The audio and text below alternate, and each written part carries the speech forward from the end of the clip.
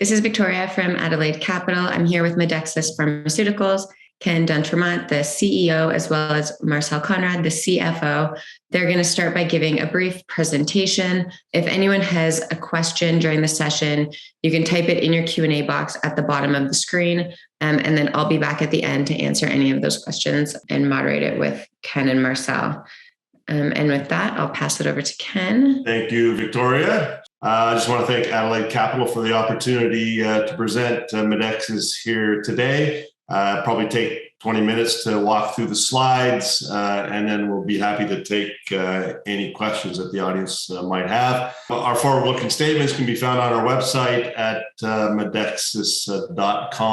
So Medexus, basically, we are a commercially focused pharma company focusing in innovative products, rare disease in particular, in a couple of therapeutic areas, autoimmune disease, hematology generally, orphan drug, rare disease is really where we're looking for product and new product opportunities. We've got a fully built out commercial infrastructure in both the US and Canada. So as we add products to our portfolio, we leverage that infrastructure and produce a good return for those products. We've got about 16 products currently on the market in the two markets, and a sales force of about 40 that can handle a lot more. So we do expect to have significant growth with the pipeline of products that we have coming, plus the organic growth from existing portfolio. Management and board have about a 12% share in the company, so interests are quite aligned with shareholders. Obviously, our focus is really on growing this business. We've gone from about 10 million net revenue when we formed it in late 2018 to now we're over 80 million US dollars in revenues, and looking to get much larger. As we get bigger, we achieve better scale. We get exposed to better opportunities in terms of product opportunities, and the business thrives as it gets larger in this industry. So the way we go about getting growth is organically, as I mentioned, through existing portfolio. I'll describe that portfolio in a minute, but a lot of it has still existing growth in it. So we do expect to see that develop as we go further.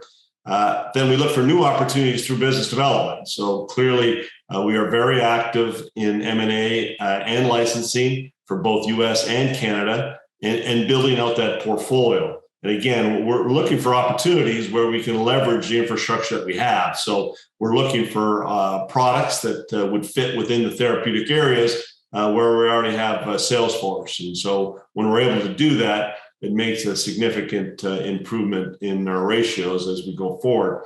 We don't really do any research and development. So we're not developing drugs.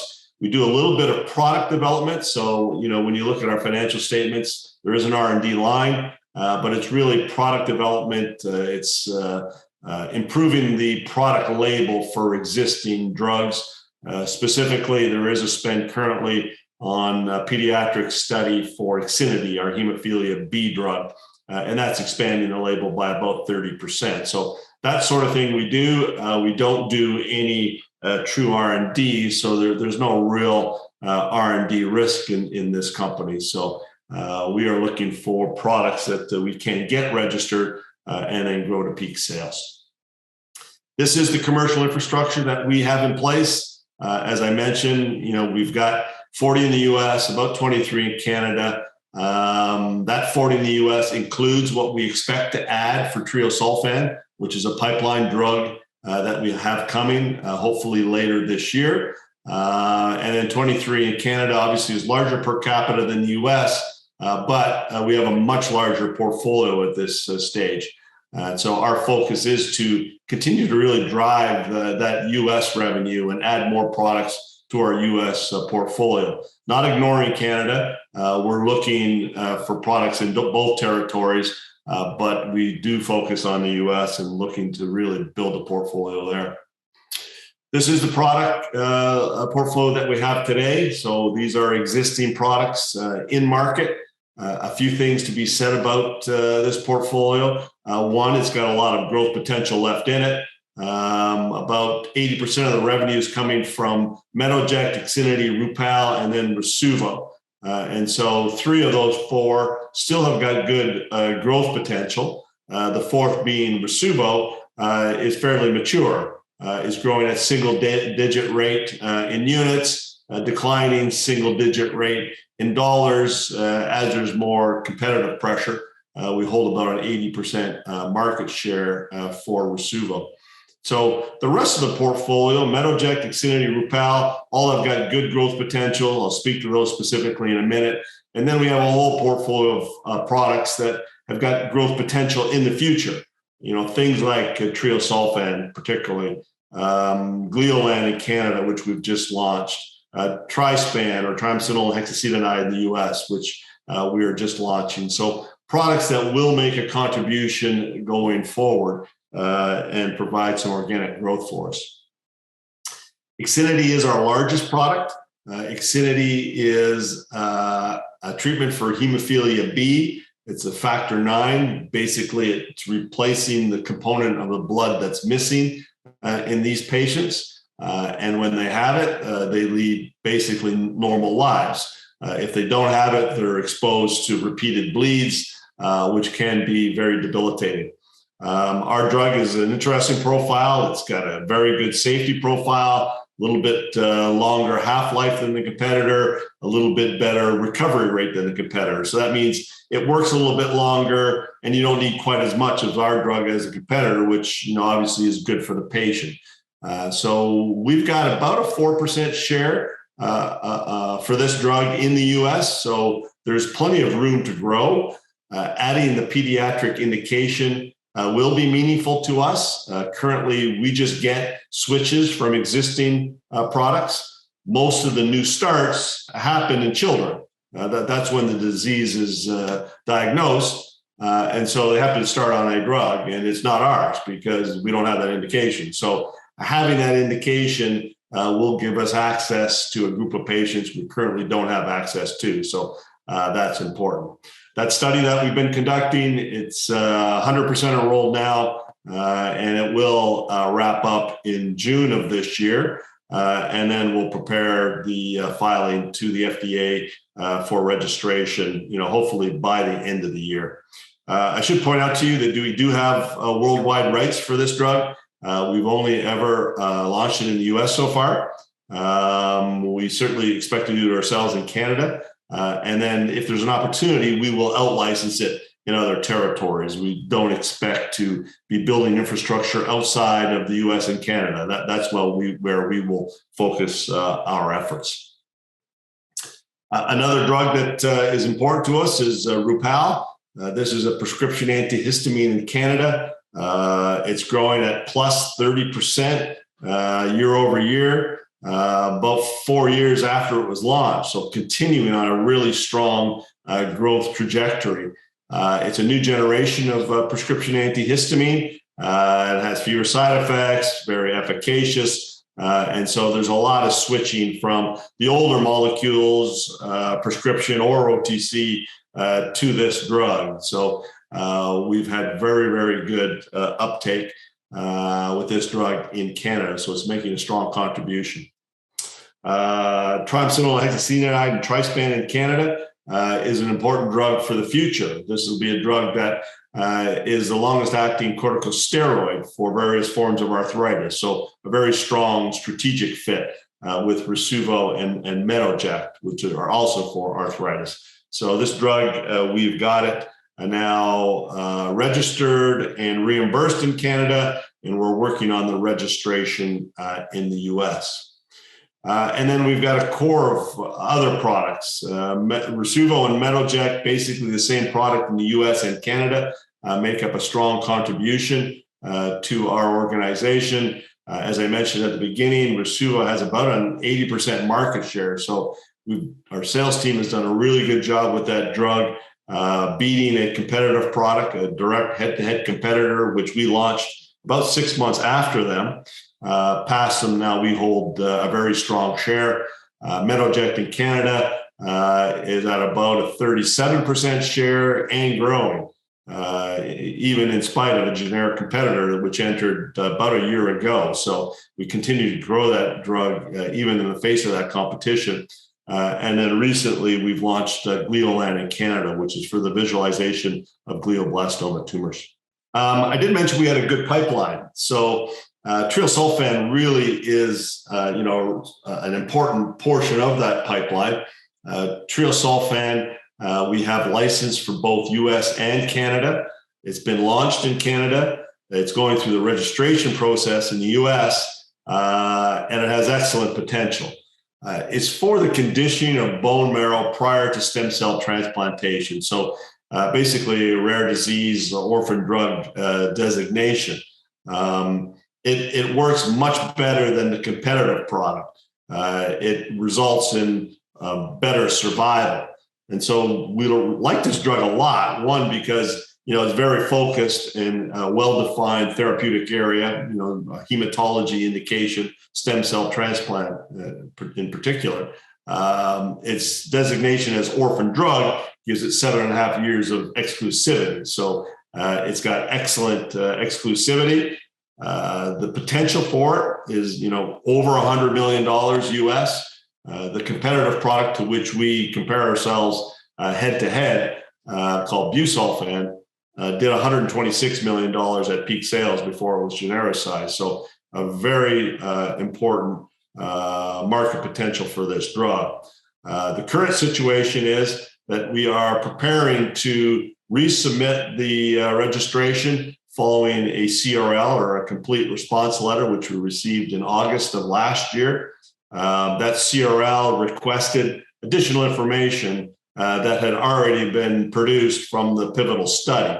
And so the agency wants to see the raw data, which we will gladly collect and resubmit. And that will happen probably early Q2, so in the April sort of timeframe this year. It will then be a 2 to 6 month review following that resubmission. And we feel quite confident that it will be an approval this time around. There was only one, approvability issue, which was the raw data. And so it's our belief that when we answer that one question that they have with respect to approvability, that will lead to a positive decision. So that is expected to happen in October. It could happen as early as June, but we're planning for the October sort of timeframe. The reason we like this drug, it's got excellent revenue potential, but it also is very, very focused. There's only 174 institutions in the US that do stem cell transplants. Basically, it is a way to put leukemia patients into permanent remission. And, can be curative for many of these patients. So it's a very attractive way to treat these patients. It's a small audience. 74 of those institutions do 80% of the transplants. So it's a very, very addressable target audience. And many of those institutions already have experience with treosulfan, either through, the pivotal studies or through investigator-initiated trials. They have knowledge of the drug, and they're anxious to get the drug and have access to that for their patients, because it demonstrates very, very good results. I'm going to turn it over to Marcel, our CFO, to describe our financial results and the balance sheet, market cap. All right, yeah, thanks, Kenya. I'm going to the next two slides, a couple of financial highlights. We've just disclosed February 9th, our third quarter fiscal year 2022 for December. We're now in our last quarter, and first I want to draw the attention to the chart on the right-hand side. Joined the company about 6 months ago, and this is really what attracted me to this company, amongst others, is this strong growth the company has shown over the last 2-3 years. You see tripling sales between 19 and 21. So really a path of growth. If you look at our 2022 quarter, we've had we've had a good quarter, over $20 million in revenue. Generated some positive EBITDA. We've said sort of all along, coming out of Q2. For those who've been following the story, we had Q1 and Q2. We made losses because of the investments we've done. At this point in Trio, we obviously stopped that variable spend. We're still carrying a contingency of fixed costs with us that help us through the launch then. But essentially, what we've done is we had a good quarter from a revenue standpoint, but also reduced the spend. So we've been back in sort of break-even positive territory, both on EBITDA and cash flow, which is very good. On the cash side, we're carrying about $10 million of cash, and other than that, nothing's really changed on the facility side. Yeah. The next slide. Maybe before we get to the next slide, then management, as you can see, just on the ownership, has not changed really for the last few months and quarters. With management having a strong stake in there, 12%, as Ken started the discussion at the beginning of the presentation. Yeah. Thanks, Marcel. I'll just touch on the management team. Very pleased to have this team together. It's a group of people that's very capable of managing significant growth and creating a much larger organization, which is clearly our objective. Board of directors, equally experienced both in pharma and capital markets, and so very, very helpful in our quest to grow the company. That is really the story. So as investors, you should be looking for value drivers, in the near term, specifically, the resubmission of treosulfan that will happen in the April sort of timeframe. And we're confident that a decision will be made, and we expect it to be a positive one, which will lead to, very significant revenue growth, more than doubling current revenues. We will continue to execute commercially on existing portfolio. I mean, obviously, that is a really strong driver for us. That portfolio produces positive EBITDA when we're not spending and preparing for the launch of treosulfan. So we're, obviously confident that that will continue to support us going forward. We continue to be very active in licensing and acquisitions. Obviously, with our cash position the way it is now, we're focusing more on in-licensing. So those tend not to use as much capital and can produce products that will make a significant difference going forward. We are preparing the refiling of triamcinolone hexacetonide in the U.S.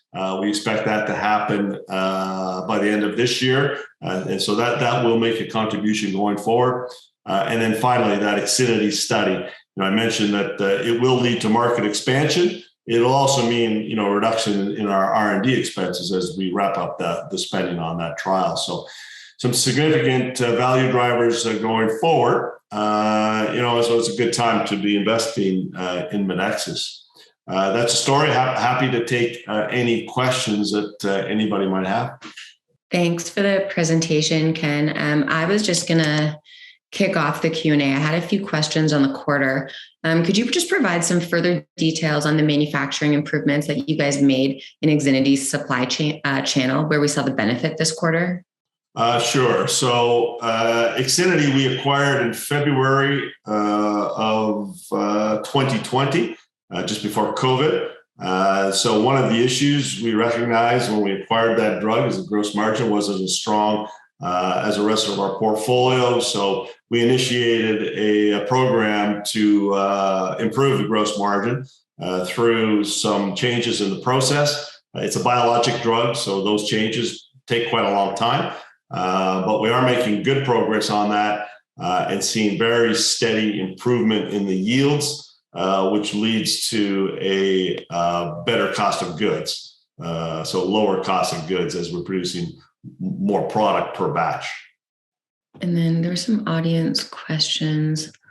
Yeah. So what organic growth percent are you targeting once you think everything with IXINITY normalizes again?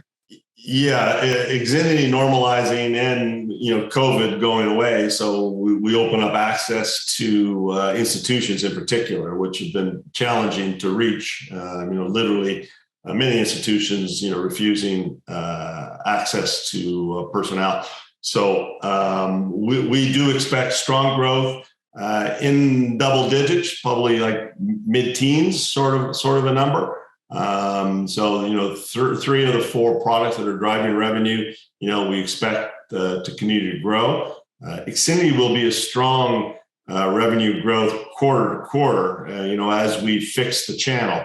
If you've been following the story, we've been describing that when we acquired the drug, there was too much inventory in the channel. And so we've been taking steps over the last few quarters to correct that. And this most recent quarter, I think we went from 17.9 previous quarter to 21.3 this past quarter. And so obviously a very significant increase in revenue, much of which was related to IXINITY and the channel correction. Now, I also did mention that we had a couple $1 million that came in right at the end of the quarter. We don't know whether that was pull forward from the quarter we're working on now, or whether that was going to be true demand and reflective of what goes forward. But we're very much at the end of the channel reset. And for the first quarter, since we've had it, demand matched ex-factory revenues in this quarter we just reported. So, we think going forward, we'll have very strong sales on IXINITY.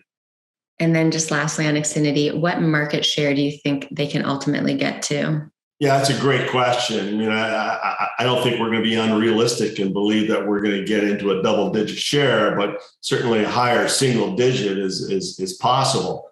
Having the pediatric study will help because the pediatric indication will allow us to promote new starts. So people or children who first get diagnosed and start on the product, most patients tend to stick with the product they first get prescribed. So being on the early part of that product adoption curve is really important.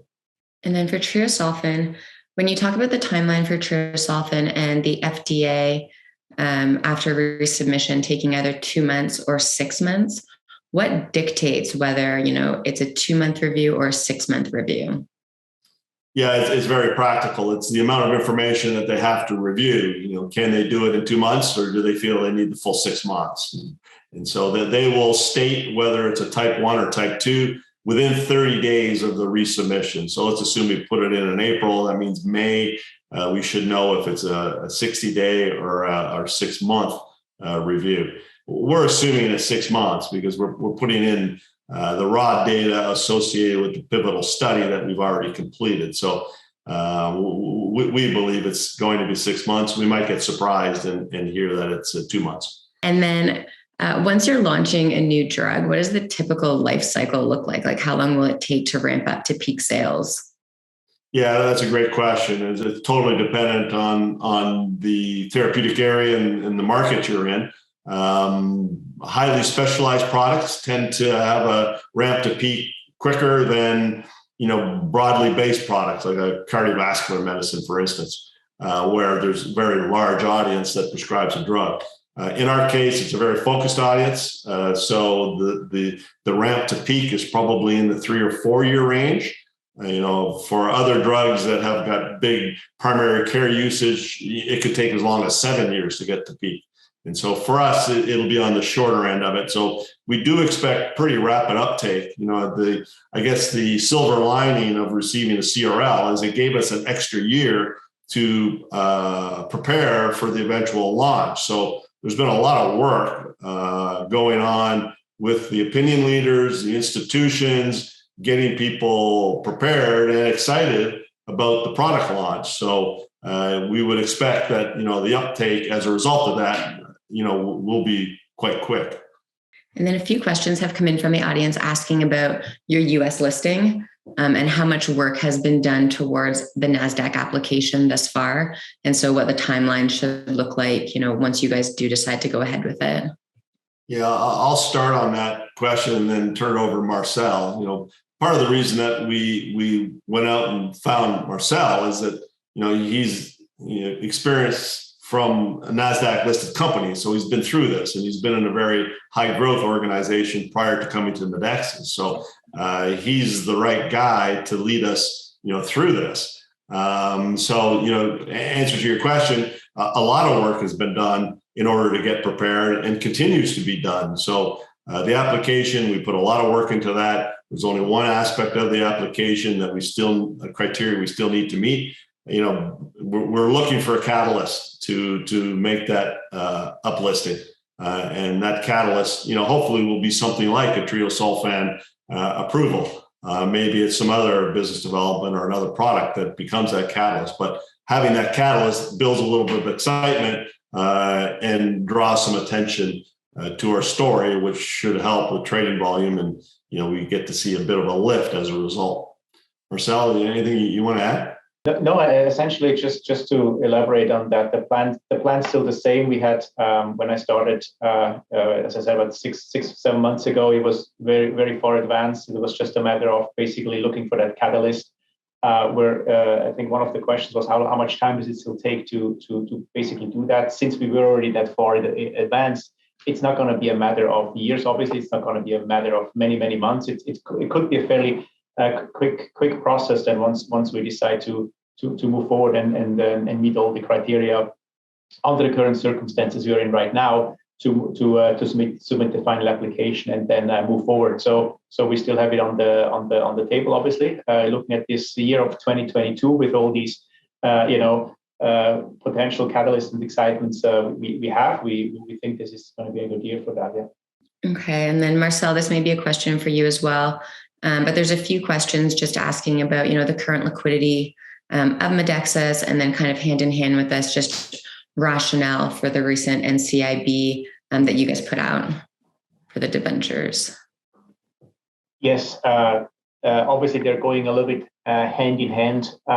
We, as I mentioned, we've got about $10 million of available liquidity, which we look at this a bit short, mid, and long term here. Yeah, obviously with short term, we're in a comfortable operating range. However, midterm, we're looking at this between now and the FDA decision timeframe towards the end of the year, where we look at various financing strategies until up to this point. But then, really, if you look at the long-term picture, and we're then looking at the FDA decision, and in case of a positive decision, then we would owe milestone payments that become due, and we would have to raise that. So these are sort of the three different stages we're looking at, and the NCIB sort of we issued now sort of fits into the overall strategy of looking at different financing strategies, overall reducing our financing servicing costs. Obviously, with $10 million right now, there is no room for big moves at this point that would allow us to do so. The NCIB is for 12 months, yeah. So we may be looking at a different situation now, maybe in 6 or 12 months. So it's not like we're obliged or we have any constraints there to move there quickly. It's there when we need it.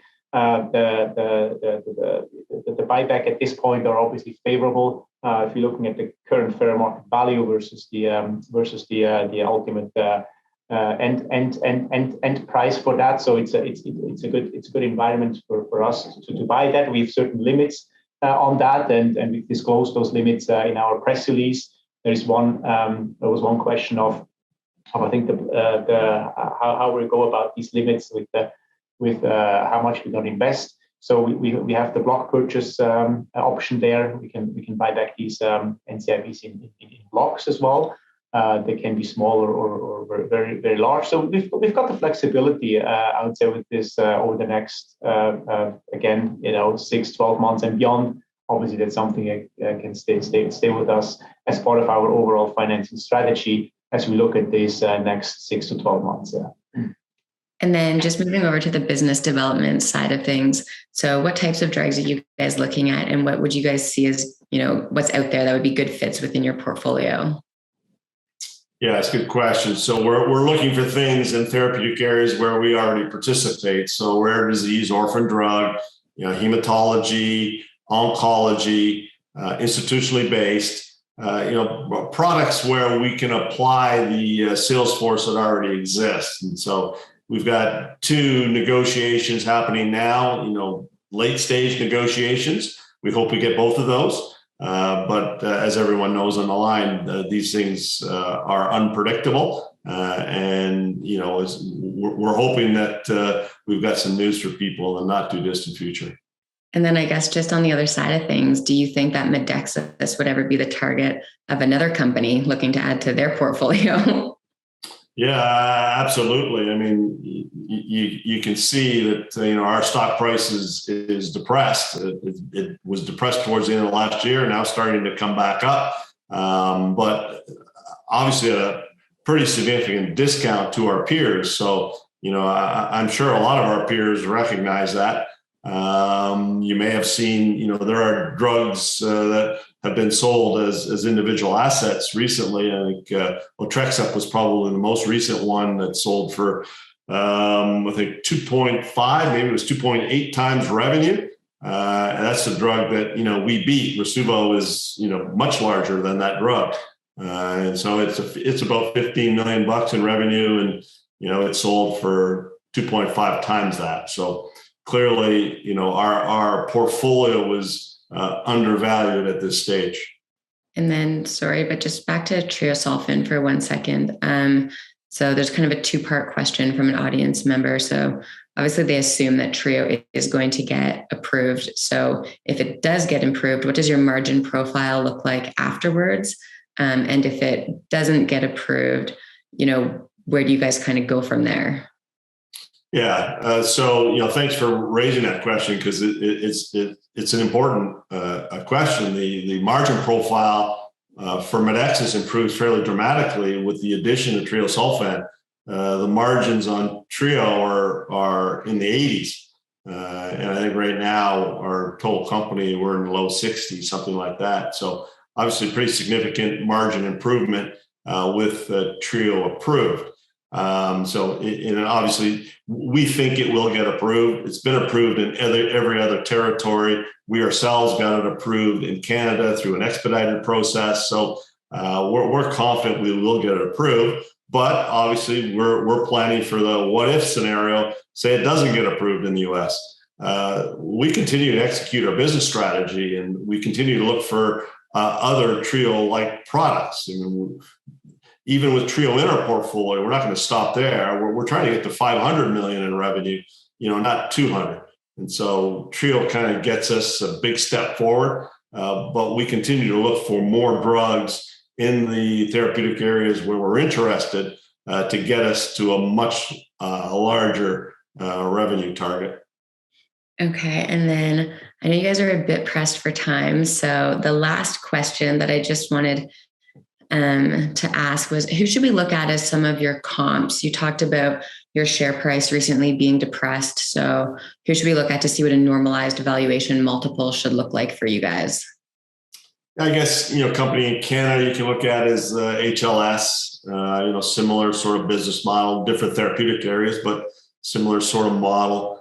In the US, Assertio probably is one. That's a company that just bought the Otrexup asset. There's others like that would be comparators. And I think if you look at their metrics relative to ours, you'd say that we're pretty significantly undervalued. And then you mentioned catalysts at the end of your presentation, but kind of any last words that you want to leave everyone with, or what we should be looking to over the next few months? Yeah, there are a lot of catalysts. There's catalysts related to treosulfan, and there's catalysts related to our own portfolio, plus then BD. We fully expect that we will have BD projects that will be accretive that we will be bringing in. I think we've pretty successfully done licensing and acquisitions, 1 or 2 every year since we started this company. So we certainly expect more to be coming this year. Okay. Thank you so much. So I'm going to end it there. Thanks, Ken. I appreciate you jumping on with us today, and Marcel, you as well. So it's always nice to get an update and give the audience a chance to ask some questions. Thank you for the opportunity. Happy to answer any questions that you might have going forward. Okay, thanks everyone for joining.